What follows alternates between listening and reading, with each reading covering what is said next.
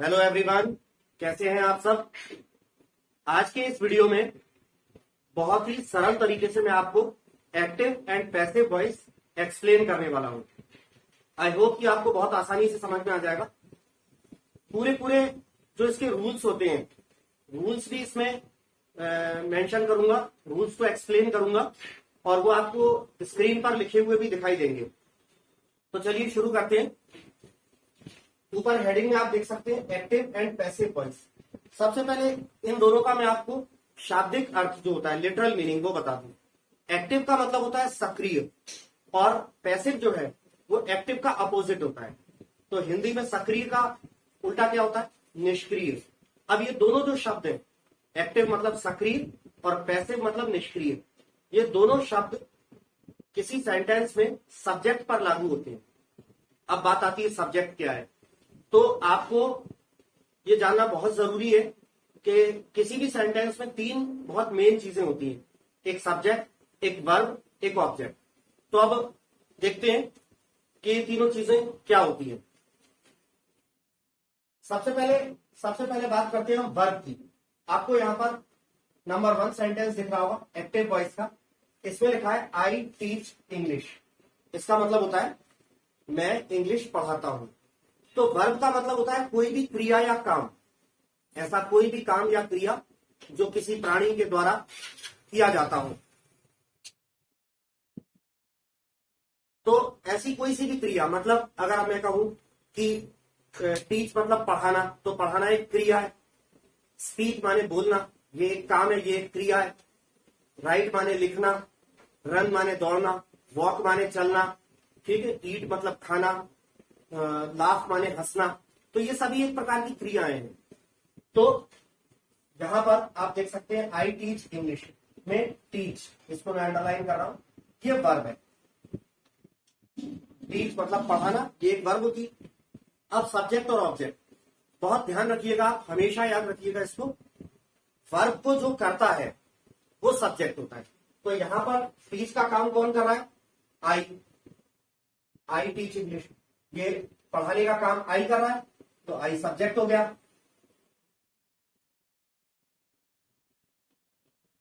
और वर्ब को जिस पर किया जाता है वो ऑब्जेक्ट होता है। तो पढ़ाने का काम किस पर हो रहा है? इंग्लिश पर, इंग्लिश को पढ़ाया जा रहा है, तो इंग्लिश जो है ऑब्जेक्ट होगा। तो इस प्रकार ये तीन सेंटेंस में जो है मेन चीजें होती है। सब्जेक्ट जो वर्ब को करता है, क्रिया को करता है। क्रिया तो मैंने आपको बता ही दिया। हिंदी भाषा के वो सारे शब्द जिनके अंत में ना निकलता है वो सारे क्रिया होते हैं। लिखना, पढ़ना, समझना, समझाना, हंसना, खांसना, छींकना, मारना, पीटना, दौड़ना, तैरना, लिखना, देखना, ये सारे क्रिया होते हैं। और वर्ब को, क्रिया को जिस पर किया जाता है वो ऑब्जेक्ट। तो ये तीन चीजें आप बहुत अच्छी तरीके से हमेशा याद रखें। अब बात आती है एक्टिव एंड पैसिव की। मैंने अभी आपको थोड़ी देर पहले बोला था कि एक्टिव और पैसिव मतलब सक्रिय और पैसिव का मतलब होता है निष्क्रिय। ये दोनों शब्द सब्जेक्ट पर लागू होते हैं। तो जिन वाक्यों में सब्जेक्ट सक्रिय होता है, यानी सब्जेक्ट ही स्टार्टिंग में आता है, सब्जेक्ट से ही सेंटेंस की शुरुआत होती है, सब्जेक्ट एक्टिव होता है, वो सारे वाक्य एक्टिव वॉइस के होते हैं। तो देखिए इसमें आई, ये टीच वर्ब को आई कर रहा है, सब्जेक्ट है आई, और आई स्टार्टिंग में आ रहा है, यानी कि सब्जेक्ट सक्रिय है। तो ये सेंटेंस एक्टिव वॉइस का है। और जिन वाक्यों में सब्जेक्ट निष्क्रिय हो जाए, यानी पैसिव हो जाए, मतलब सब्जेक्ट को पीछे डाल दिया जाए, तो फिर उस कंडीशन में क्या होता है? ऑब्जेक्ट आगे आ जाता है। वो सारे सेंटेंसेस पैसिव वॉइस के होते हैं। अब देखिएगा कि हमारा सेम सेंटेंस है, इसका अगर पैसिव बनाया जाता है तो ये बनता है इंग्लिश इज टॉट बाय मी। तो इसमें आई जो है वो मी बन के पीछे आ गया। एक्टिव से पैसिव में जब हम कन्वर्ट करते हैं तो सब्जेक्ट जब पीछे जाता है, सब्जेक्ट पीछे जाता है तो अपने सब्जेक्टिव या नॉमिनेटिव केस में नहीं रहता, वो ऑब्जेक्टिव केस में हो जाता है, मतलब आई का मी हो जाता है। तो इसमें सब्जेक्ट जो है निष्क्रिय हो गया, तो ये पैसिव वॉइस। ठीक है। तो आपको मुख्यतः दो बातें याद रखनी। सब्जेक्ट स्टार्टिंग में है तो एक्टिव वॉइस है, और यदि ऑब्जेक्ट स्टार्टिंग में है तो पैसिव वॉइस है। तो यहां पर इंग्लिश ऑब्जेक्ट है जो कि स्टार्टिंग में, तो पैसिव वॉइस।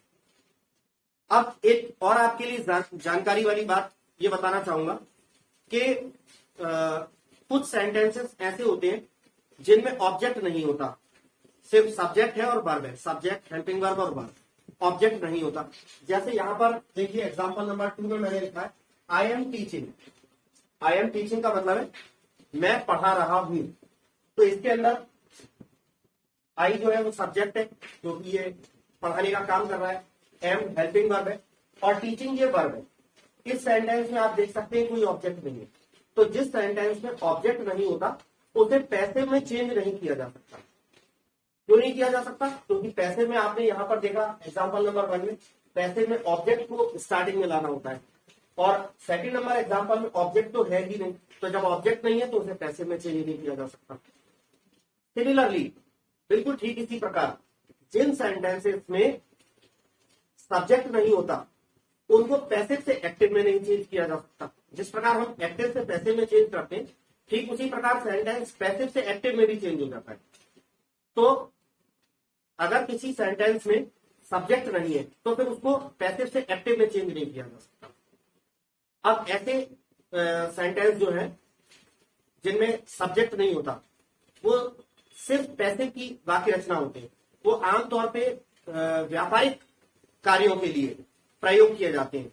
आपने देखा होगा मार्केट में जैसे कहीं आपका कोई मोबाइल फोन खराब हो गया और आप मोबाइल फोन रिपेयर करवाने जा रहे हो, कहीं मार्केट में जाके दुकान ढूंढ रहे हो, या आपकी मोटरसाइकिल खराब हो गई, आप बाजार में जाके कहीं ढूंढ रहे हो, दुकानों पे देख रहे हो, दुकानों के बोर्ड लगे रहते हैं, उस पे उनका नाम लिखा रहता है और काम लिखा रहता है कि यहाँ क्या काम होता है, तो आप ढूंढ रहे होते हो।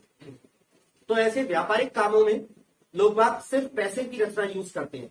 जैसे एग्जाम्पल नंबर 3 को अगर आप गौर से देखें, old books are purchased and sold here. इस सेंटेंस का मतलब है पुरानी किताबें यहां खरीदी एवं बेची जाती हैं। Old books are purchased and sold here. पुरानी किताबें यहां खरीदी और बेची जाती हैं। तो यहां पर खरीदने और बेचने की क्रिया किस पर हो रही है? ओल्ड बुक्स पर। तो जिस पर क्रिया होती है वो ऑब्जेक्ट होता है। तो ये ओल्ड बुक्स जो है वो ऑब्जेक्ट है और इसके अंदर सब्जेक्ट नहीं दिया कि किसके द्वारा खरीदी बेची जाती है, इसकी जरूरत भी नहीं है। जैसे यदि आप मार्केट में जा रहे हैं और आपको पुरानी बुक्स खरीदना हो, क्योंकि पुरानी बुक्स सस्ते में मिल जाती है, पुरानी बुक्स खरीदना हो, तो आप मार्केट में जाकर बोर्ड पे दुकान का नाम देखोगे, किसी के बोर्ड पे नाम लिखा है कि सपोज किसी बोर्ड पर नाम लिखा है Saraswati book depot, Saraswati book depot, ठीक है। और फिर वो बोर्ड पर नीचे लिखवा देंगे यहाँ पुरानी किताबें खरीदी एवं बेची जाती है। तो जिससे जो व्यक्ति पुरानी किताब खरीदना चाहता है या बेचना चाहता है वो उस बोर्ड को देखकर आ जाएगा। यहाँ पर उस ग्राहक के लिए ये मायने नहीं रखता कि ये पुरानी किताबें खरीदी और बेची जा रही है तो किसके द्वारा बेची जा रही है, उसे तो सिर्फ पुरानी किताबें खरीदना है या बेचना है। तो इसलिए पैसे की रचना लगती है व्यापारिक कार्यों के लिए। आपकी अगर मोटरसाइकिल खराब हो गई और आप बाजार में जाकर ढूंढ रहे हैं, वहां पर लिखा है जय लक्ष्मी ऑटो रिपेयर्स और फिर नीचे लिखा है यहाँ सभी प्रकार की गाड़ियों की मरम्मत की जाती है। तो मरम्मत करना एक क्रिया है और ये क्रिया किस पर हो रही है? सभी प्रकार की गाड़ियों की। तो वो कौन कर रहा है मरम्मत? कोई चंदू है, कोई कल्लू है, कोई श्यामलाल है या रामलाल है, इससे कोई फर्क नहीं पड़ता। जिसकी गाड़ी खराब हुई है वो मार्केट में आकर ये ढूंढेगा कि गाड़ी कहाँ रिपेयर होती है, तो बोर्ड पर उसको लिखा मिलेगा यहाँ सभी प्रकार के 2 पहिया वाहनों की मरम्मत की जाती है। तो उस बोर्ड को देखकर वो वहां चला जाएगा। तो व्यापारिक कार्यों के लिए सिर्फ पैसे की वाक्य रचना लगती है। Second number third number, old books are purchase and sold here. पुरानी किताबें यहाँ खरीदी एवं बेची जाती है। तो इसमें सिर्फ ऑब्जेक्ट है, सब्जेक्ट नहीं है। तो इस वाक्य को यदि आप चाहें तो एक्टिव में आप चेंज नहीं कर सकते, क्योंकि एक्टिव में स्टार्टिंग में सब्जेक्ट लगता है और सब्जेक्ट तो इस सेंटेंस में है ही नहीं। इसी प्रकार एग्जांपल नंबर 4 को देखिए, इसमें लिखा है all types of mobile phones are repaired here. इसका मतलब होता है हिंदी में सभी प्रकार के मोबाइल फोन्स की यहाँ मरम्मत की जाती है। तो अगर किसी का मोबाइल फोन खराब हो गया है, वो मार्केट में आया है और उसको किसी दुकानदार का बोर्ड लिखा मिला कि शंकु मोबाइल फोन स्टोर, और फिर वहां रिपेयरिंग भी होती है, तो लिखा है कि यहाँ सभी प्रकार के मोबाइल फोन्स की मरम्मत की जाती है। तो आप देखकर वहां पहुंच जाएंगे। किसके द्वारा की जाती है ये मायने नहीं रखता। तो इसमें ऑब्जेक्ट क्या है? ऑब्जेक्ट अभी मैंने आपको बताया, जिस पर वर्क किया जाता है वो ऑब्जेक्ट होता है। तो रिपेयर करना, मरम्मत करना, ये एक वर्ब है। और मरम्मत करने वाली वर्ब किस पर की जा रही है? All types of mobile phones, all types of mobile phones, सभी प्रकार के मोबाइल फोन्स। तो इनकी मरम्मत की जा रही है, तो ये आपका ऑब्जेक्ट है। अब इसके बाद आप एक बात और याद रखिएगा कि एक्टिव और पैसिव जो है वो एक ही बात को दो अलग अलग तरीके से कहने की स्टाइल है, और थोड़े से शब्द बदल जाते हैं मगर सेंटेंस नहीं बदलता। जैसे एग्जांपल नंबर फर्स्ट को अगर मैं फिर से बताऊं, आई टीच इंग्लिश, मैं इंग्लिश पढ़ाता हूं, और इसका पैसिव हो गया इंग्लिश इज टॉट बाय मी। अगर इसी बात को मैं इंग्लिश पढ़ाता हूं को थोड़ा सा बदल कर बोल दिया कि इंग्लिश मेरे द्वारा पढ़ाई जाती है, तो क्या ये दोनों सेंटेंस गलत हो गए? नहीं, सेंटेंस बिल्कुल सही है। एक ही बात को दो अलग अलग तरीकों से बोला जा रहा है, मैं इंग्लिश पढ़ाता हूं या फिर इंग्लिश मेरे द्वारा पढ़ाई जाती है। तो चलिए अब मैं आपको जो है स्क्रीन पर आपके रूल्स लिखे हुए आएंगे, तो मैं आपको रूल्स एक्सप्लेन कर देता हूं। तो आइए जल्दी से एक्टिव एंड पैसिव वॉइस के रूल्स आपको एक्सप्लेन कर देता हूं, जो कि आपको स्क्रीन पर अभी दिखाई दे रहे हैं।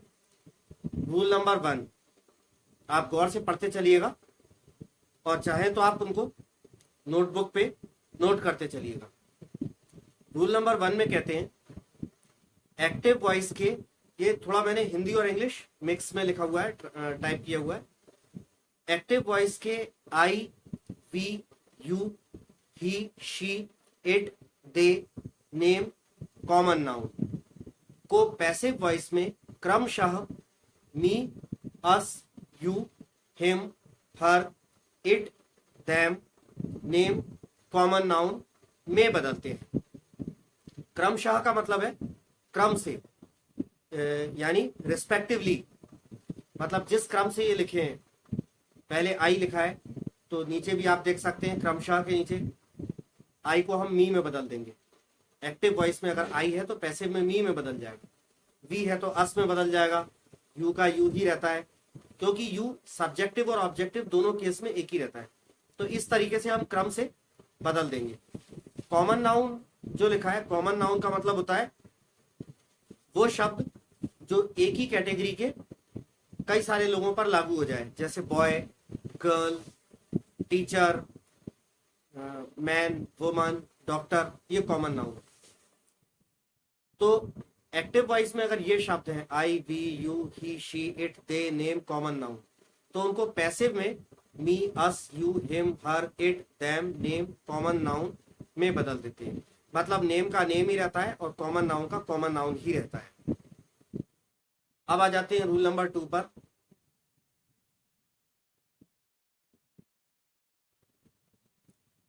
इसमें आप देख रहे हैं रूल नंबर 2 जो है वो रूल नंबर 1 को रिवर्स कर दिया है। अगर उल्टा कर दें तो क्या हो जाएगा? एक्टिव वॉइस के ये जो है शब्द me, us, you, him, her, it, them, name और कॉमन नाउन, इनको जब हम पैसिव में ले जाते हैं तो इनको हम क्रम से काय में बदल देते हैं। मी को आई में, अस का वी हो जाता है, यू का यू ही रहता है, हिम को ही में बदल देते हैं, हर को शी में, इट का इट ही रहता है, देम को दे में बदल देते हैं, नेम वैसा ही रहता है और कॉमन नाउन भी वैसा ही रहता है। तो ये रूल नंबर 1 का ही अपोजिट था। अब आ जाते हैं रूल नंबर 3 पर।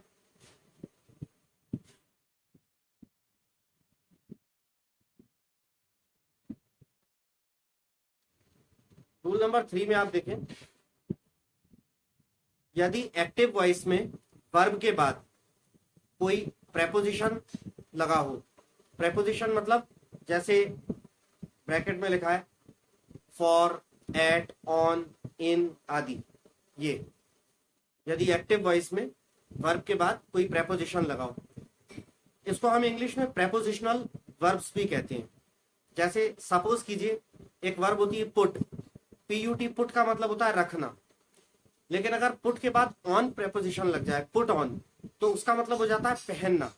तो इंग्लिश में कई सारी वर्ब्स ऐसी हैं जिनके बाद प्रेपोजिशन लगता है और उनका अर्थ बदल जाता है, पर बहुत सारी वर्ब्स ऐसी भी हैं जिनके बाद प्रेपोजिशन लगने से उनका अर्थ नहीं बदलता।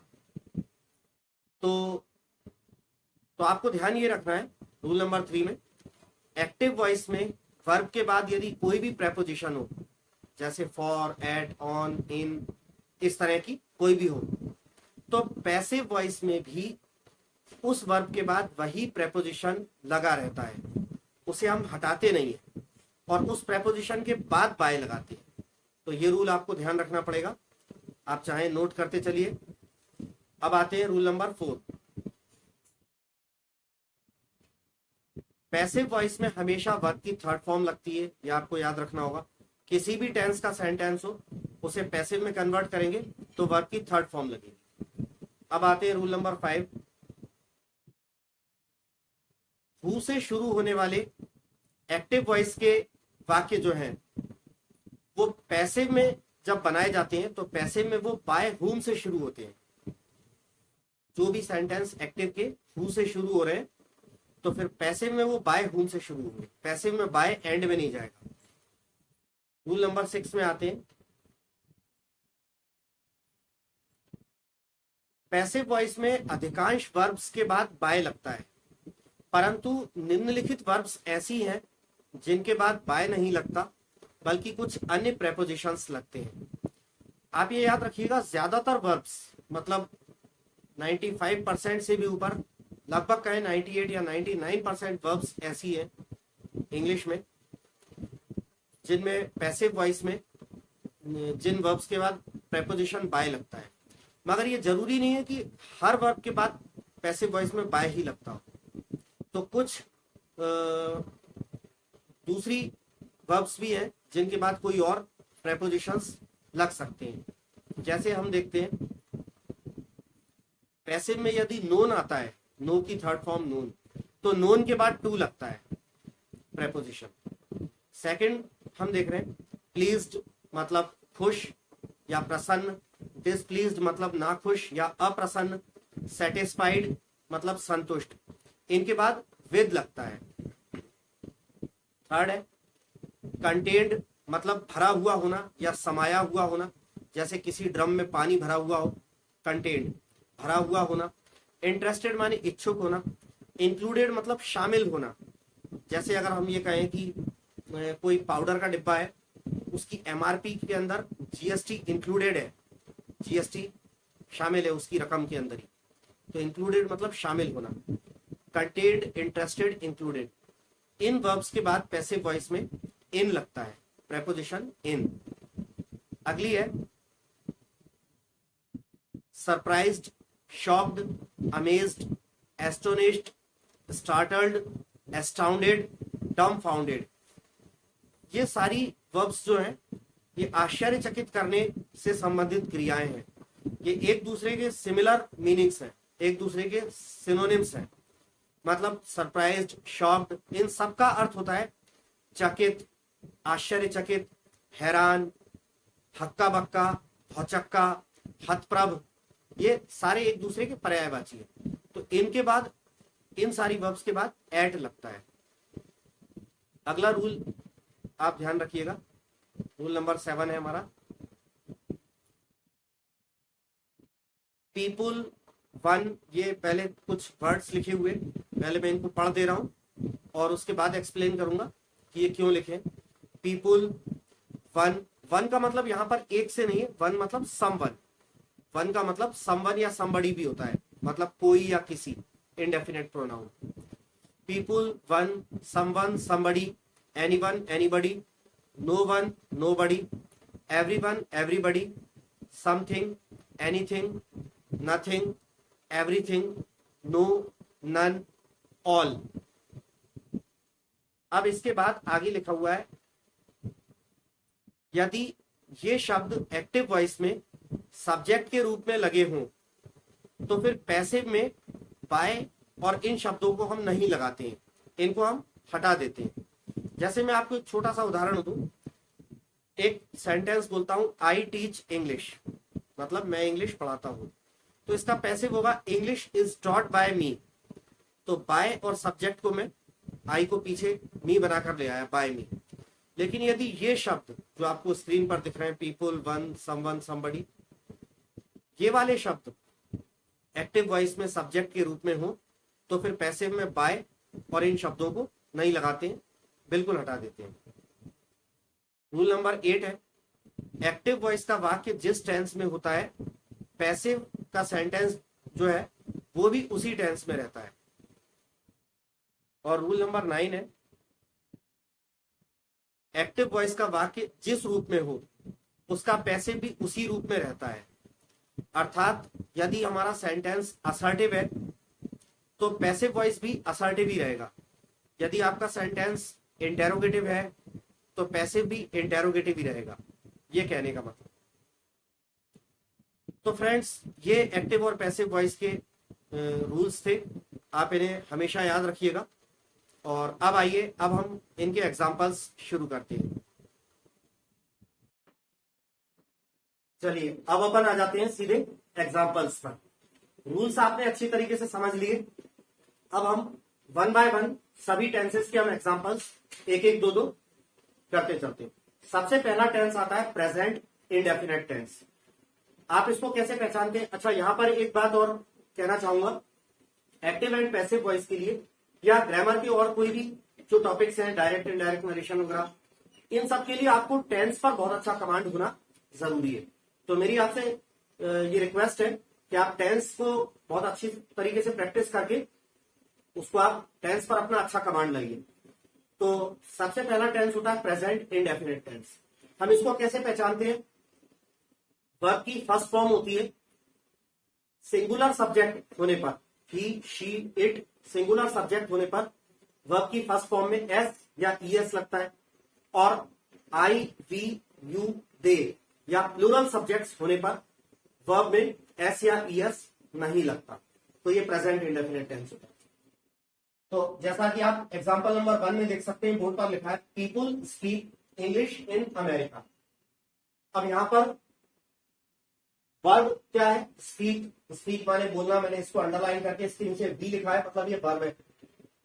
ये बोलने का काम कर कौन रहा है? करता कौन है? पीपुल। तो जो वर्ब करता है वो सब्जेक्ट होता है। मैंने इसके नीचे सब्जेक्ट लिखा है एस।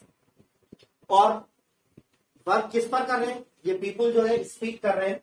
तो स्पीक क्या स्पीक कर रहे हैं? किसको बोल रहे हैं? इंग्लिश को। इंग्लिश ऑब्जेक्ट हो गया, इसके नीचे ओ लिखा। इन अमेरिका के नीचे मैंने डैश डैश डैश डैश लगाया, इसका मतलब ये अदर बर्ड्स है।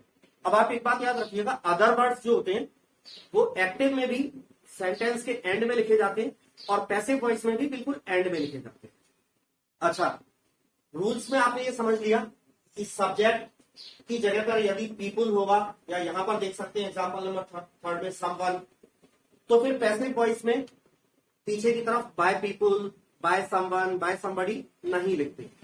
अब आ जाते हैं कि प्रेजेंट इंडेफिनिट का पैसिव वॉइस बनता कैसे है। तो यहां पर आप एक बात याद रखना, एक कॉमन बात होती है, एक्टिव वॉइस में सब्जेक्ट आगे आता है और ऑब्जेक्ट पीछे होता है। हर एक बार जब आप पैसिव बनाएंगे किसी भी टेंस का, तो आप हर बार क्या करेंगे? ऑब्जेक्ट को आगे ले आएंगे, बाय और सब्जेक्ट को पीछे ले जाएंगे। बस बीच में जो हेल्पिंग वर्ब और मेन वर्ब जो आपकी रहेगी, वहां पर आपको ध्यान रखना है क्या करना पड़ेगा।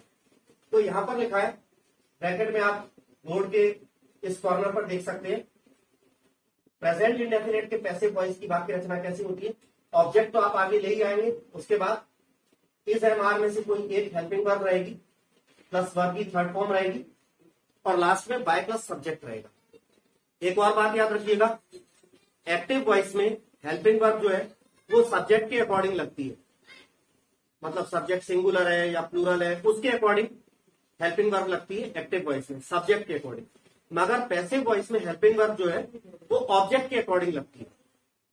तो अब आपको ऑब्जेक्ट आगे ले आना है, English.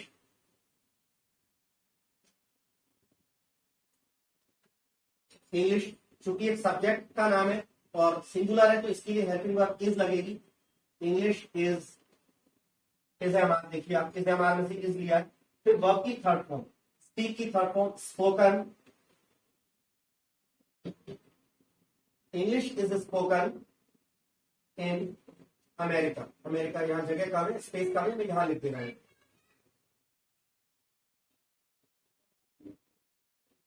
English is spoken in America. अब हमने इसमें बाय पीपुल नहीं लिखा, तो आपको हो सकता है मन में ख्याल आए कि बाय पीपुल ना लिखने से सेंटेंस का जो अर्थ है वो शायद इनकम्प्लीट हो जाए, मगर नहीं, बिल्कुल नहीं होगा। एक्टिव वॉइस में जो हिंदी अर्थ बनता है वो बनता है कि अमेरिका में लोग अंग्रेजी बोलते हैं। पैसे में हमने लिखा English is spoken in America, मतलब अमेरिका में अंग्रेजी बोली जाती है। बाय पीपुल मतलब लोगों के द्वारा, ये हमने हटा दिया। तो ये तो अंडरस्टूड है और ऑब्वियस है, बिल्कुल जाना माना है, वेल नोन है कि यदि अमेरिका में अंग्रेजी बोली जाती है तो वहां की निर्जीव वस्तुओं के द्वारा तो नहीं बोली जाती होगी। नदी हुए, नहरें हुई, पर्वत हुए, झरने हुए, खेत खलिहान हुए, वहां के शहर हुए, उनके द्वारा तो नहीं बोली जाती होगी। जीव जंतु, पशु पक्षियों के द्वारा तो नहीं बोली जाती होगी। वहां जो लोग रहते हैं उन लोगों के द्वारा ही बोली जाती होगी। तो बाय पीपुल अगर आप नहीं भी लिखेंगे तब भी सेंटेंस का अर्थ जो है वो पूरा है, अधूरा नहीं है। चलिए इसके बाद आ जाते हैं हम, सेकंड सेंटेंस है he puts on white shoes. अब एक रूल जो मैंने आपको प्रेपोजिशन का समझाया था, यदि एक्टिव वॉइस में वर्ब के बाद प्रेपोजिशन आ जाए, जैसे यहां पर आइए, पुट का मतलब होता है रखना, अकेले पुट का मतलब होता है रखना, लेकिन पुट के बाद यदि प्रेपोजिशन ऑन आ जाए तो फिर इसका अर्थ रखना नहीं होता, इसका अर्थ पहनना होता है। तो इस सेंटेंस का अर्थ है he puts on white shoes. इसका अर्थ है कि वो सफेद जूते पहनता है। यदि पैसिव बनाने पर आपने ऑन को, इस ऑन को हटा दिया तो फिर क्या हो जाएगा, अकेला पुट हो जाएगा, और अकेले पुट का मतलब होता है रखना। तो जब सेंटेंस ये है कि वह सफेद जूते पहनता है तो पैसिव भी ऐसा ही बनेगा, सफेद जूते उसके द्वारा पहने जाते हैं। यदि आपने ऑन हटा दिया तो अकेला पुट हो गया, तो फिर सेंटेंस का अर्थ क्या होगा, सफेद जूते उसके द्वारा रखे जाते हैं। तो ऐसा अर्थ बन जाएगा जैसे वो व्हाइट शूज को, सफेद जूतों को उठाकर कहीं रखता हो। नहीं, रखता नहीं है, पहनता है। तो इसका भी जब हम कैसे बनाएंगे तो पुट वर्ब के बाद ऑन लगा रहेगा और उस ऑन के बाद फिर बाय। तो ऑब्जेक्ट व्हाइट शूज है क्योंकि पहनने का काम किस पे हो रहा है, व्हाइट शूज पर। जिस पर काम होता है वो ऑब्जेक्ट होता है। ऑब्जेक्ट आगे ले आइए,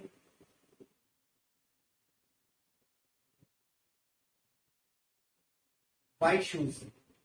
ऑब्जेक्ट प्लूरल है तो हेल्पिंग वर्ब भी प्लूरल लगेगी, आर। व्हाइट शूज आर, फिर वर्ब की थर्ड फॉर्म, पुट की तीनों फॉर्म्स पुट ही होती हैं। White shoes are put on by him,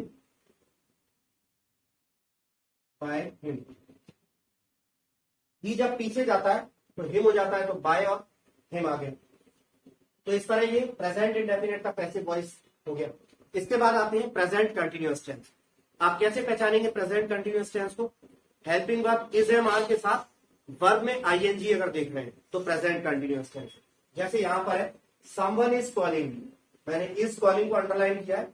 is am are के साथ यदि वर्ब में आईएनजी आता है तो प्रेजेंट कंटिन्यूअस टेंस होता है।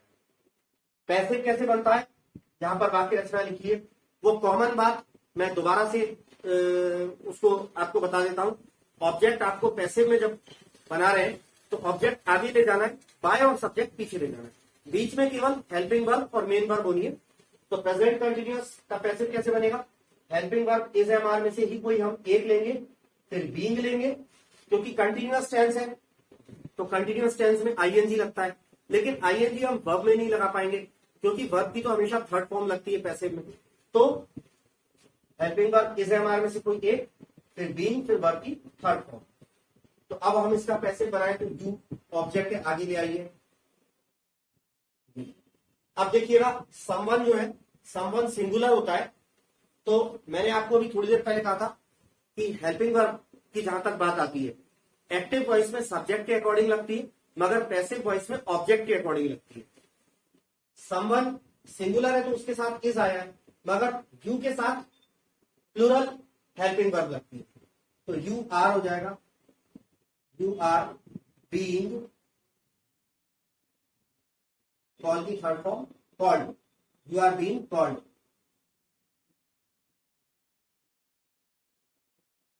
You are being called by someone हमने नहीं लिखा क्योंकि रूल है, और इसको ना लिखने से भी अर्थ अधूरा नहीं हो रहा। समवन इज कॉलिंग यू का मतलब है कोई तुम्हें बुला रहा है। समवन का मतलब होता है कोई या किसी, इंडेफिनिट प्रोनाउन होता है, कोई तुम्हें बुला रहा है। पैसिव में आप लिख रहे हैं यू आर बीइंग कॉल्ड, मतलब तुम्हें बुलाया जा रहा है। तो तुम्हें बुलाया जा रहा है तो ये वेल नोन है, ये अंडरस्टूड है कि कोई ना कोई तो होगा, किसी ना किसी के द्वारा तो बुलाया ही जा रहा है। चलिए अगला एग्जांपल हमने इंटेरोगेटिव सेंटेंस का लिया है। तो मैंने आपको रूल में बताया है सेंटेंस यदि इंटेरोगेटिव होगा तो उसका पैसिव भी इंटेरोगेटिव हो जाएगा। तो फोर्थ एग्जांपल लिखा है इज ही ईटिंग मैंगोज, क्या वह आम खा रहा है। तो इंटेरोगेटिव सेंटेंस में हेल्पिंग वर्ब आगे आती है, ही के लिए इज आता है, लेकिन पैसिव वॉइस में ऑब्जेक्ट मैंगोज जब आगे आएगा तो मैंगोज प्लूरल है। तो मैंगोज प्लूरल है इसलिए इसके लिए इज नहीं आएगा, हेल्पिंग वर्ब आर आएगा। Are mangoes being eaten by him. तो यदि वाक्य नेगेटिव है तो पैसिव भी नेगेटिव हो जाएगा, इंटेरोगेटिव है तो पैसिव भी इंटेरोगेटिव हो जाएगा।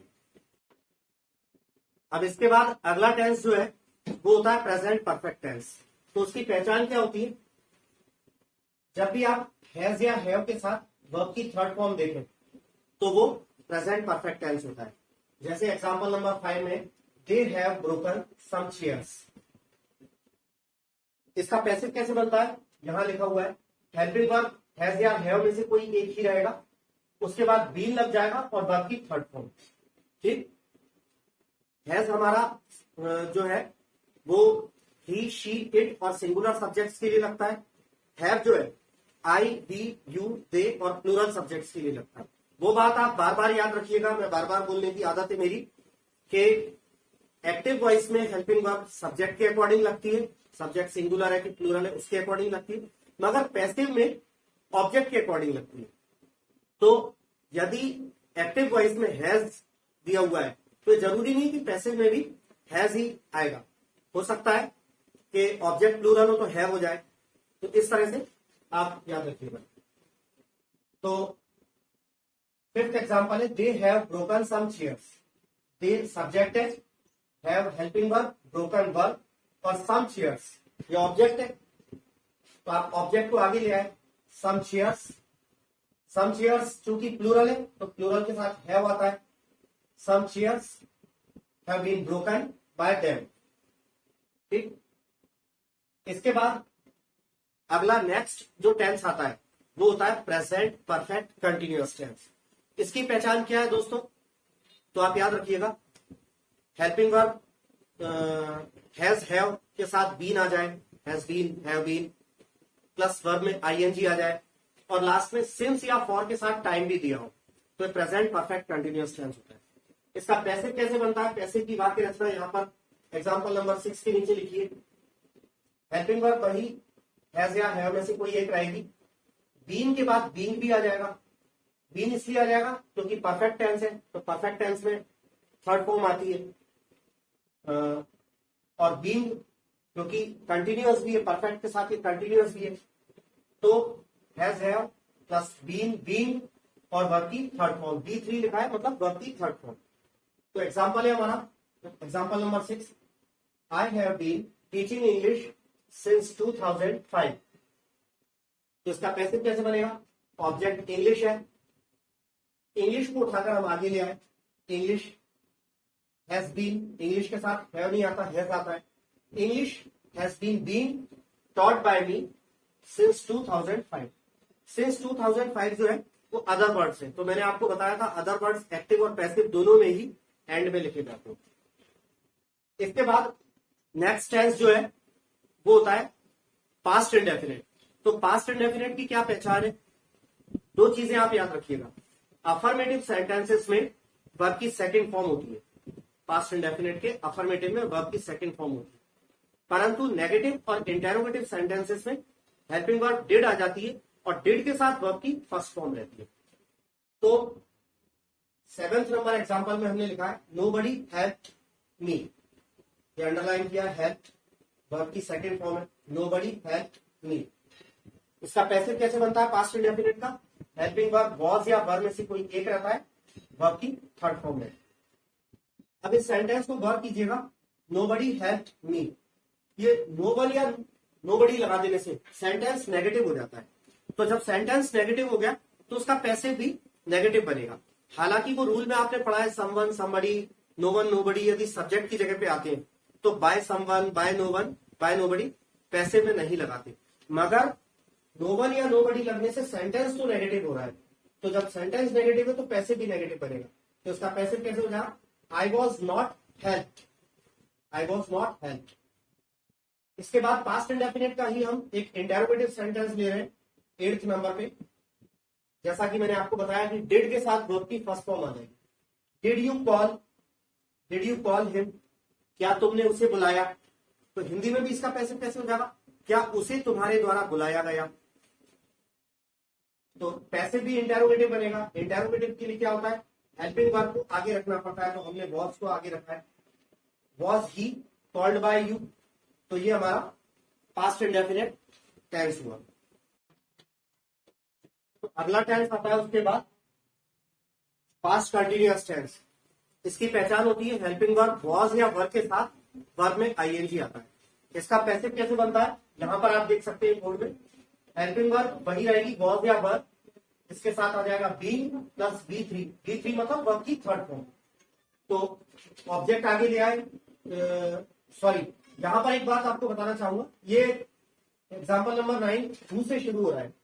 तो मैंने आपको बताया था, रूल में एक्सप्लेन किया था, एक्टिव वॉइस के सेंटेंस यदि हु से शुरू हो रहे हैं तो फिर पैसिव में वो सेंटेंस बाय हुम से शुरू होगा।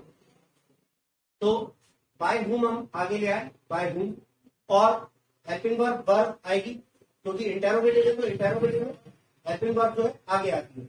By whom were you being called, तो दोनों की हिंदी भी सुनिए। हु वॉज कॉलिंग यू का मतलब है कि तुम्हें कौन बुला रहा था, और पैसे में अर्थ हो गया कि तुम्हें किसके द्वारा बुलाया जा रहा था। ठीक है, इसके बाद अगला टेंस आता है पास्ट परफेक्ट। पास्ट परफेक्ट की पहचान होती है हैड के साथ वर्ब की थर्ड फॉर्म देखें हम, तो ये है he had eaten food, underline किया हुआ है, हैड के साथ वर्ब की थर्ड फॉर्म। पैसिव कैसे बनेगा, हेल्पिंग वर्ब हैड बीन हो जाएगी और बी3 मतलब वर्ब की थर्ड फॉर्म। तो इसका पैसिव कैसे होगा, ऑब्जेक्ट आगे आ गया food, had been eaten by him. इसके बाद फिर अगले टेंस पे आ जाते हैं। अगला टेंस होता है पास्ट परफेक्ट कंटिन्यूअस।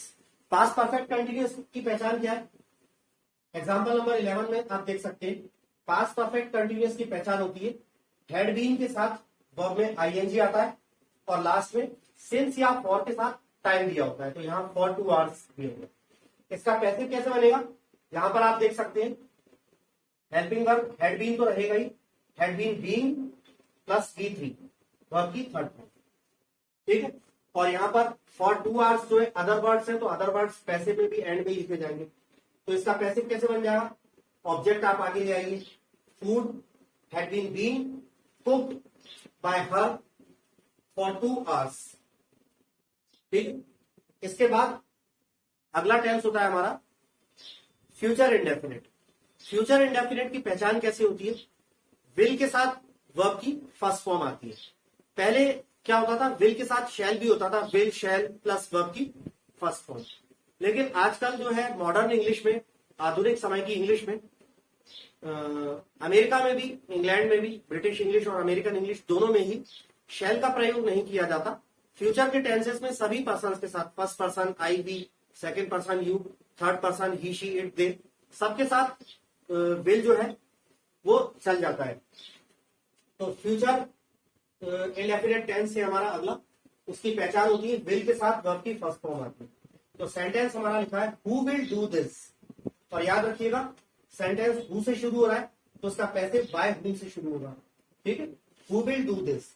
अब फ्यूचर इंडेफिनिट का पैसिव कैसे बनता है, यहां पर लिखा है हेल्पिंग वर्ब विल भी लगेगी प्लस वर्ब की थर्ड फॉर्म। तो इसका ये पी लिख दे रहा हूं, सभी सेंटेंसेस के बाद पी लिखा है पैसिव के लिए। एग्जाम्पल नंबर 9 का पी पैसिव, 10 का ये पी पैसिव के लिए। ठीक है, तो हमारा एग्जाम्पल नंबर 12 पर है हु विल डू दिस, तो बाय हुम स्टार्टिंग में आएगा, bye whom will this be done. मैंने आपको बताया था कि सेंटेंस यदि इंटेरोगेटिव होता है तो पैसिव भी इंटेरोगेटिव होता है। अब इंटेरोगेटिव सेंटेंस में क्या होता है, एक्टिव वॉइस का यदि सेंटेंस है तो हेल्पिंग वर्ब सब्जेक्ट से पहले आती है। पैसिव में क्या हो जाता है, पैसिव में हेल्पिंग वर्ब जो है ऑब्जेक्ट से पहले लगी रहती है। तो अब हु का वाक्य है तो बाय हुम स्टार्टिंग में आई गई रूल के अकॉर्डिंग, बाय हुम। फिर हेल्पिंग वर्ब जो है ऑब्जेक्ट से पहले आएगी, दिस जो है हमारा ऑब्जेक्ट है तो ऑब्जेक्ट से पहले हेल्पिंग वर्ब विल आएगी, by whom will this be done. तो ये हमारा फ्यूचर इंडेफिनिट टेंस का एक्टिव और पैसिव हो गया। तो अगला टेंस है हमारा future continuous tense. Future continuous tense की पहचान क्या होती है, कि बोर्ड पर मैंने सेंटेंस लिखा है example number 13, they will be eating food, तो अंडरलाइन किया है विल बी ईटिंग। तो आप याद रखिएगा किसी भी सेंटेंस में यदि विल बी के साथ वर्ब में आईएनजी आ रहा है तो वो फ्यूचर कंटिन्यूअस होता है। पैसिव कैसे बनेगा, कॉमन चीज आपको पता ही है कि ऑब्जेक्ट को आप पीछे से उठाकर आगे ले जाएंगे और बाय और सब्जेक्ट को आप पीछे ले जाएंगे, बीच में हेल्पिंग वर्ब और मेन वर्ब। तो फ्यूचर कंटिन्यूअस का पैसिव कैसे बनेगा, ये ब्रैकेट्स में लिखा है, helping verb will be being लगेगी, विल बी बीइंग प्लस बी3 माने वर्ब की थर्ड फॉर्म। तो आप ऑब्जेक्ट को आगे ले आइए, food will be being, verb eat है, ईट की third form eaten, by them, they जब पीछे जाएगा तो देम हो जाएगा। ठीक है, तो हिंदी में कैसा होगा, they will be eating food का मतलब है वे खाना खा रहे होंगे, और food will be being eaten by them का अर्थ क्या है, खाना उनके द्वारा खाया जा रहा होगा। इसके बाद अगला टेंस आता है फ्यूचर परफेक्ट। तो हम इसे कैसे पहचानेंगे, एग्जांपल नंबर 14 में लिखा है he will have passed the exam, तो अंडरलाइन किया देखिए विल हैव पास्ड। तो जब भी आप विल हैव के साथ वर्ब की थर्ड फॉर्म देखें तो वो फ्यूचर परफेक्ट टेंस होता है। उसका पैसिव ऐसे बनता है, यहां पर थोड़ी सी नजर डालिएगा, will have been plus verb की थर्ड फॉर्म। तो आइए इसका पैसिव बनाते हैं, द एग्जाम ऑब्जेक्ट है आगे ले आए, the exam will have been passed by him, मतलब परीक्षा उसके द्वारा पास की जा चुकी होगी। इसके बाद अगला और आखिरी टेंस जो आता है वो होता है फ्यूचर परफेक्ट कंटिन्यूअस टेंस। तो फ्यूचर परफेक्ट कंटिन्यूअस टेंस को हम कैसे पहचानेंगे, ये आप एग्जांपल नंबर 15 में देखें, मैंने लिखा है he will have been doing the work since Monday. तो फ्यूचर परफेक्ट कंटिन्यूअस टेंस की पहचान होती है विल हैव बीन के साथ वर्ब में आईएनजी आता है और लास्ट में सिंस या फॉर के साथ टाइम भी आता है। अब इसका पैसिव कैसे बनेगा, इसी सेंटेंस के नीचे ब्रैकेट्स में लिखा है विल हैव बीन बीइंग आएगा, will have been being plus verb की थर्ड फॉर्म। ठीक है, और सिंस मंडे जो है अदर वर्ड्स है तो वो पैसिव में भी एंड में लिखा जाएगा। तो आइए इसका पैसिव जब हम बनाए तो द वर्ब, ये हमारा ऑब्जेक्ट है, ऑब्जेक्ट को उठाकर आगे ले आइए, the verb will have been been done by him since Monday. तो ये हमारा जो था फ्यूचर परफेक्ट कंटिन्यूअस टेंस था, जो कि आखिरी टेंस है। अब इसके बाद टेंस तो हमारे पूरे हो चुके हैं, इसके बाद थोड़े बहुत और भी पैसिव वॉइस के जो है हमारे रह गए हैं, जैसे मॉडल वर्ब्स। मॉडल वर्ब्स आपने पढ़ी ही होंगी, will, would, shall, should, can, could, may, might, used to, be used to, going to आदि, ये जो मॉडल वर्ब्स हैं। तो मॉडल वर्ब्स अगर सेंटेंस में आ रही है तो उनका पैसिव कैसे बनेगा, बहुत सरल होता है। एक्टिव वॉइस में आप मॉडल वर्ब हमेशा याद रखिएगा, एक्टिव वॉइस में जब सेंटेंस में मॉडल वर्ब रहती है तो मॉडल वर्ब के साथ वर्ब की फर्स्ट फॉर्म रहती है। जब हम पैसिव में कन्वर्ट करते हैं तो वही मॉडल वर्ब रहती है, उसके बाद बी लग जाता है और बी के बाद वर्ब की थर्ड फॉर्म। तो एग्जांपल नंबर 16 में आप देख सकते हैं यू कैन डू इट, मतलब तुम यह कर सकते हो। तो देखिए कैन मॉडल वर्ब होता है, कैन, और कैन के बाद वर्ब की फर्स्ट फॉर्म है डू। तो एक्टिव वॉइस में हमेशा मॉडल वर्ब के बाद हमेशा वर्ब की फर्स्ट फॉर्म होती है। आपको पैसिव कैसे बनाना है, ये ब्रैकेट्स में लिखा है एम बी, शॉर्ट में मैंने मॉडल वर्ब के लिए लिखा है। वही मॉडल वर्ब जो सेंटेंस में वही आपको रखना है, उसके बाद बी लगा देना है और वर्ब की थर्ड फॉर्म करनी है। तो इसका पैसिव कैसे हो जाएगा, ऑब्जेक्ट इट आगे ले आए, it can be done by you. अब हिंदी में क्या हुआ, यू कैन डू इट का मतलब है तुम यह कर सकते हो, और पैसिव हम लिख रहे हैं it can be done by you, मतलब यह तुम्हारे द्वारा किया जा सकता है। तो एक ही बात है, बस दो अलग अलग तरीकों से बोल रहे हैं, तुम यह कर सकते हो या फिर यह तुम्हारे द्वारा किया जा सकता है। ठीक है, आइए देखते हैं एक और एग्जाम्पल, एग्जाम्पल नंबर 17। इसमें मॉडल वर्ब आगे आ रही है। आपको ये पता होना चाहिए कि मॉडल वर्ब्स जो है वो भी हेल्पिंग वर्ब्स होती हैं। इनको पूरा जो नाम होता है वो मॉडल ऑक्सिलरी वर्ब्स बोला जाता है। ऑक्सिलरी वर्ब्स मतलब हेल्पिंग वर्ब, और हेल्पिंग वर्ब जब आगे आ जाती है, हेल्पिंग वर्ब जब सब्जेक्ट से पहले आ जाती है तो सेंटेंस इंटरोगेटिव हो जाता है। तो हमने लिखा should I leave the meeting, should I leave the meeting, इसका मतलब है क्या मुझे मीटिंग छोड़ देना चाहिए। तो इसका पैसिव भी ऐसे ही बनेगा, क्या मीटिंग मेरे द्वारा छोड़ दी जानी चाहिए। ठीक है, तो सेंटेंस इंटरोगेटिव है तो पैसिव भी इंटरोगेटिव बनेगा। तो इंटरोगेटिव में हेल्पिंग वर्ब आगे ली जाती है तो मॉडल वर्ब आगे ही रखेंगे हम। शुड, उसके बाद ऑब्जेक्ट आगे आ जाएगा। Should the meeting be left, leave की थर्ड फॉर्म लेफ्ट आ जाएगी, बाय मी। तो ये मॉडल वर्ब्स के आपके एक्टिव और पैसिव इस तरह से होते हैं। मैं यहां लिख भी दे रहा हूं पी, मतलब ये एग्जांपल नंबर 16 का ये पी पैसिव है, ये 17 का पैसिव है। इसके बाद आप जैसा बोर्ड पे देख सकते हैं इंपेरेटिव सेंटेंसेस, इंपेरेटिव सेंटेंसेस इनको हिंदी में बोलते हैं आज्ञावाचक वाक्य। लेकिन हमेशा इंपेरेटिव सेंटेंस में आज्ञा ही दी जा रही हो ऐसा नहीं होता। इंपेरेटिव सेंटेंस का कॉन्सेप्ट जो है वो ये है कि ऐसे कोई भी सेंटेंसेस जिनमें किसी व्यक्ति को कोई काम करने को कहा जा रहा हो वो इंपेरेटिव सेंटेंस होते हैं। और हम किसी व्यक्ति को कोई काम जो है वो ये तीन तरीकों से करने को कह सकते हैं। ऑर्डर देकर भी किसी को कोई काम करने को कहा जा सकता है, एडवाइस देकर, सलाह देकर। जैसे हम किसी को सलाह दें ज्यादा पानी पिया करो, ड्रिंक मोर वाटर, तो इसमें हम किसी को सलाह दे रहे हैं, ऑर्डर तो नहीं दे रहे हैं, सलाह दे रहे हैं। ठीक है, ऑर्डर तो नहीं हो गया कि चल बे पानी पी ज्यादा, है ना, ये सलाह है, ज्यादा पानी पिया करो, सलाह दे रहे हैं।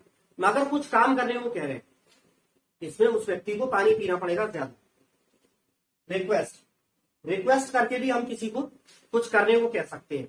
जैसे यदि हम किसी से कहते हैं please give me some water, कृपया मुझे थोड़ा सा पानी दे दीजिए, तो इसमें हम रिक्वेस्ट कर रहे हैं मगर कोई काम करने को कह रहे हैं, पानी लाकर देने को कह रहे हैं। तो इंपेरेटिव वाक्यों के पैसिव जो है, पहले एक्टिव देख लीजिए। इंपेरेटिव वाक्यों के एक्टिव बड़े सरल होते हैं। वर्ब की फर्स्ट फॉर्म स्टार्टिंग में आती है, वर्ब की फर्स्ट फॉर्म प्लस ऑब्जेक्ट।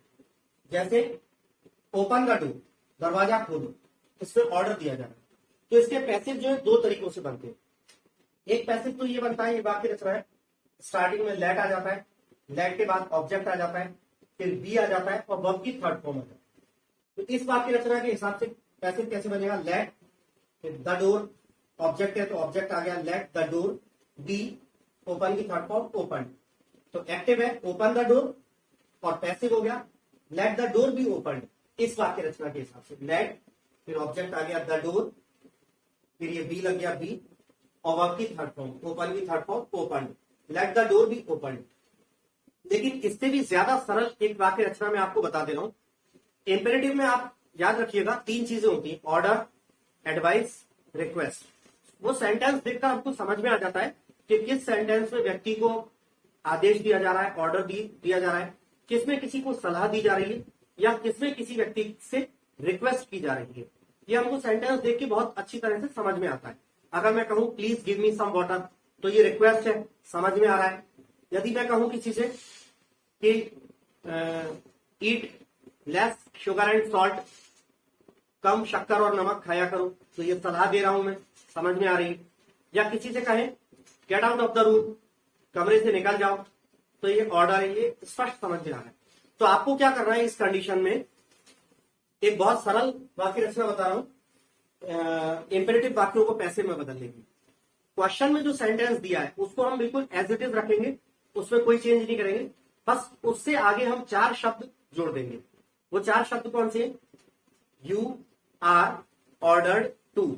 यदि वाक्य में ऑर्डर दिया जा रहा है तो हम क्या करेंगे, यू आर ऑर्डर्ड टू।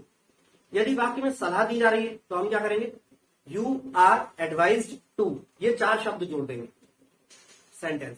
यदि वाक्य में रिक्वेस्ट की जा रही है तो हम सेंटेंस के आगे क्या जोड़ देंगे, 4 शब्द, यू आर रिक्वेस्टेड टू। ठीक है, तो अब सेंटेंस इंपेरेटिव वाक्य का पहला सेंटेंस है ओपन द डोर, तो इसमें स्पष्ट पता चल रहा है दरवाजा खोलो, इसमें ऑर्डर दे रहे।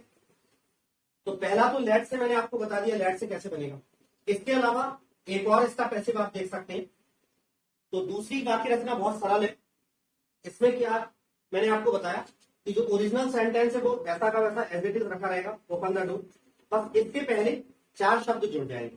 तो चूंकि इसमें आदेश दिया जा रहा था इसलिए हमने इसको जोड़ दिया, you are ordered to open the door, you are ordered to open the door. अब इंपेरेटिव का अगला सेकंड जो सेंटेंस है इंपेरेटिव वाक्यों का, वो हमने लिखा है ड्रिंक मोर वाटर। तो देखिए इसका मतलब है ज्यादा पानी पिया करो। तो हमको स्पष्ट समझ में आ रहा है कि इसमें हम किसी को सलाह दे रहे हैं। तो अब इसमें हम क्या कर देंगे, वही जो सरल तरीका मैं आपको बता रहा हूं, ये ओरिजिनल सेंटेंस ऐसा का ऐसा रख देंगे, बस इसके आगे 4 वर्ड्स जोड़ देंगे, सलाह दे रहे हैं तो यू आर एडवाइज्ड टू, तो हमने इसके आगे जोड़ दिया you are advised, you are advised to drink more water. Original sentence जो था वो हमने ड्रिंक मोर वाटर वैसा का वैसा रखा है, बस इसके आगे 4 वर्ड्स जोड़ दिए, you are advised to. Advised की स्पेलिंग में आप गौर कीजिएगा, आपको ADVISE लिखना है, क्योंकि ADVISE एडवाइस जो है वो वर्ब होता है। ठीक है, ADVICE का प्रयोग नहीं करना है। ADVICE एडवाइस का मतलब होता है सलाह, ये नाउन होता है और नाउन की थर्ड फॉर्म नहीं होती, थर्ड फॉर्म वर्ब की होती है। तो आपने ये जोड़ दिया, you are advised to drink more water. अगला सेंटेंस इंपेरेटिव का 3rd नंबर जो है आप देख सकते हैं बोर्ड पर, please give me some water, कृपया मुझे थोड़ा पानी दे दीजिए। तो इसमें स्पष्ट समझ में आ रहा है कि रिक्वेस्ट की जा रही है। तो आपको वही 4 वर्ड्स जोड़ देने हैं, कौन से, यू आर रिक्वेस्टेड टू। हाँ, यहां पर आपको ये याद रखना है, ये प्लीज जो है प्लीज को आप हटा देंगे। तो आपने ये 4 शब्द जोड़ दिए, you are requested to, you are requested to give me some water।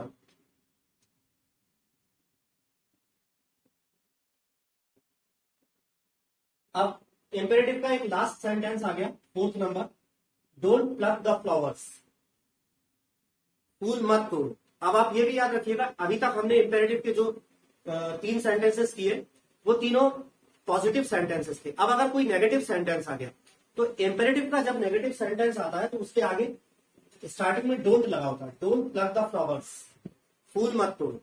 तो यहां पर आपको क्या कर देना है, वही जो 4 शब्द आप जोड़ रहे थे पॉजिटिव सेंटेंसेस में आप जोड़ रहे थे, इसमें ऑर्डर है। देखिए 4th नंबर में डोंट प्लग द फ्लावर्स, फूल मत तोड़ो, इसमें ऑर्डर है।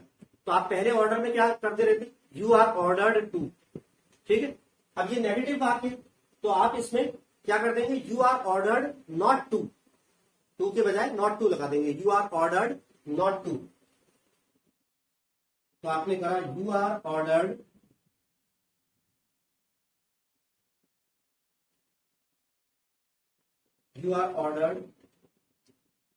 Not to.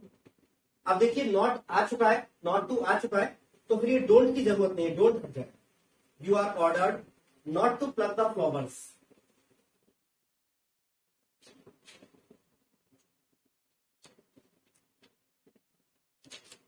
You are ordered not to plug the flowers. ठीक है, इसकी भी हिंदी कैसे बनती है, डोंट प्लग द फ्लावर्स का मतलब है फूल मत तोड़ो, और you are ordered not to plug the flowers का मतलब है कि आपको फूल नहीं तोड़ने के लिए आदेश दिया जाता है। तो स्टूडेंट्स, ये थे पूरे एक्टिव एंड पैसिव वॉइस, जो कि बहुत आसान तरीके से मैंने आपको एक्सप्लेन किए। आई होप कि आपको ये बहुत अच्छी तरीके से समझ में आ गए होंगे। आप इनकी बार बार प्रैक्टिस कीजिएगा, 1 या 2 बार वीडियो और देखिएगा। आगे ऐसे ही नॉलेज से भरे और ज्यादा अपने जो है वीडियो लेक्चर्स लेकर आपके लिए आता रहूंगा। आपके लिए ऐसी ही मेहनत करके अच्छे अच्छे एजुकेशनल वीडियोस बनाता रहूंगा। लास्ट में जाने से पहले फिर से एक बार आपसे रिक्वेस्ट करना चाहूंगा, यदि आपने मेरे यूट्यूब चैनल अनुराग राय इंग्लिश ट्यूटर को अभी तक सब्सक्राइब नहीं किया हो तो प्लीज प्लीज मेरा आपसे हाथ जोड़कर रिक्वेस्ट है कि मेरे चैनल को अभी सब्सक्राइब कर लें। और जैसे ही आप चैनल को सब्सक्राइब करेंगे तो आपको एक घंटी जैसा बेल आइकन दिखाई देगा, बेल आइकन को जरूर टच कर दीजिएगा। उससे क्या होगा, मैं अपने यूट्यूब चैनल पर जब भी कोई नया वीडियो डालूंगा तो उसकी नोटिफिकेशन आपको सही टाइम पर मिल जाएगी। जब भी आप नेट चला रहे होंगे और जैसे ही मैं कोई नया वीडियो डालूंगा, आप जब भी नेट चलाएंगे तो तुरंत आपकी स्क्रीन पर आपको मैसेज आ जाएगा कि अनुराग राय इंग्लिश ट्यूटर ने कोई नया वीडियो डाला है। ठीक है, तो विदा लेना चाहूंगा। धन्यवाद।